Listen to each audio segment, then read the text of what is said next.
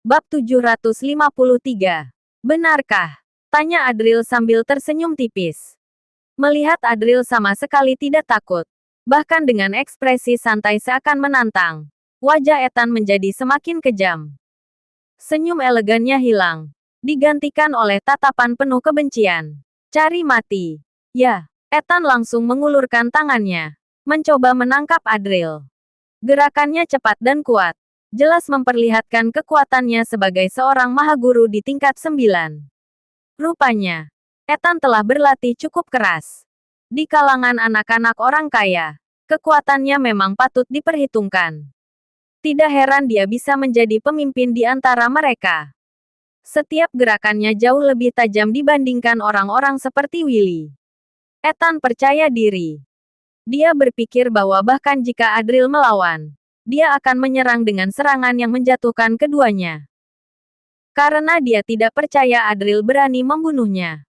Begitu Adril menunjukkan sedikit keraguan, dialah yang akan menang. Namun, yang terjadi selanjutnya benar-benar di luar dugaan. Plak! Sebuah tamparan keras menggema di udara. Darah mengalir dari sudut mulut Ethan.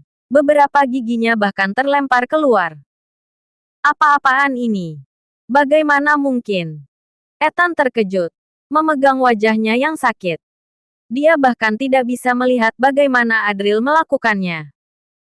Serangan yang dia anggap sebagai serangan mematikan, justru dengan mudah dihancurkan oleh satu tamparan Adril.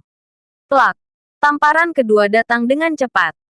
Kamu pikir aku ini sampah sepertimu? Dasar bodoh! Ejek Adril. Hentikan, atau aku akan ancam Ethan. Namun, sebelum dia bisa menyelesaikan kalimatnya, plak! Kamu akan apa? Balas Adril sambil tersenyum sinis. Kalau nggak berhenti, aku akan. Kata Ethan yang mengulangi ancamannya. Namun, tamparan lagi. Ulangi sekali lagi. Kamu akan apa? Adril menjambak rambut Ethan, menatap wajahnya yang dipenuhi kemarahan. Kali ini, Ethan tidak berani berkata apa-apa lagi. Dia hanya bisa memandang Adril dengan gigi terkatup, menahan rasa sakit dan penghinaan. Plak! Aku nggak bilang apa-apa lagi. Seru Ethan dengan marah. Kamu pikir aku butuh alasan untuk menamparmu?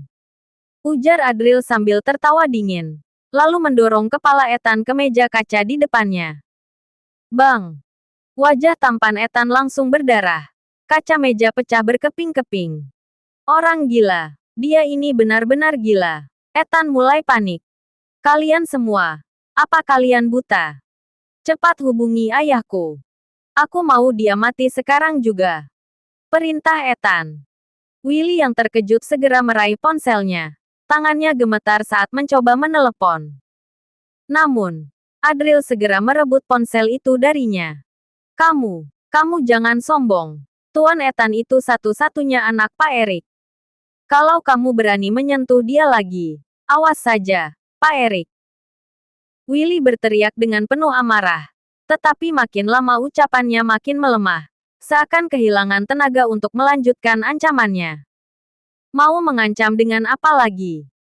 Adril sudah jelas-jelas menyinggung Erik habis-habisan dan Erik pasti akan memburunya sampai mati. Ancaman apapun terasa percuma sekarang. Willy menyadari. Dia benar-benar kehabisan kata-kata. Ethan, yang masih berlumuran darah, menambahkan dengan marah. Kamu mungkin punya keluarga, teman.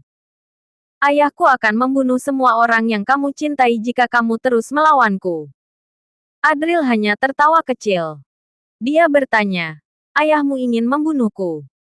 Dia melempar ponsel Ethan ke arahnya dan memerintah, hubungi ayahmu sekarang. Kamu, ujar Ethan. Ethan tampak bingung sejenak. Kalau kamu nggak menelepon sekarang, aku akan menamparmu lagi, kata Adril dengan nada tidak sabar. Baiklah. Lihat saja nanti. Ethan langsung mengambil ponselnya dan menelepon ayahnya. Menatap Adril dengan penuh kebencian. Dia lanjut berkata, jangan mencoba untuk kabur. Willy dan yang lainnya mulai merasa lega. Mereka yakin bahwa begitu Erik tahu apa yang terjadi, Adril tidak akan bisa lepas dari nasib buruknya. Tidak lama, suara Erik terdengar dari seberang telepon. Terdengar agak lelah. Aku sedang mencarimu.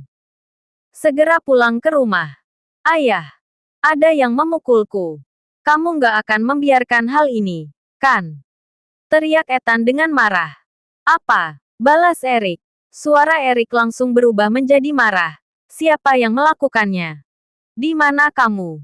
Tahan orang itu. Aku akan segera mengirim orang untuk menanganinya. Mendengar ini, wajah Ethan berseri-seri. Dia langsung mengaktifkan mode loudspeaker, memastikan semua orang di ruangan itu bisa mendengar percakapan. Ini adalah saatnya dia membuktikan siapa yang berkuasa di sini. Dengan senyum licik, dia menatap Adril dan berkata di telepon, "Ayah, itu Adril. Aku baru saja memintanya bertanggung jawab, tapi dia malah menamparku. Cepat datang dan bunuh dia." Namun, tiba-tiba, tidak ada suara lagi dari seberang telepon. "Halo, ayah. Kenapa nggak bicara? Apa sinyalnya buruk?" tanya Ethan. Ethan terlihat bingung.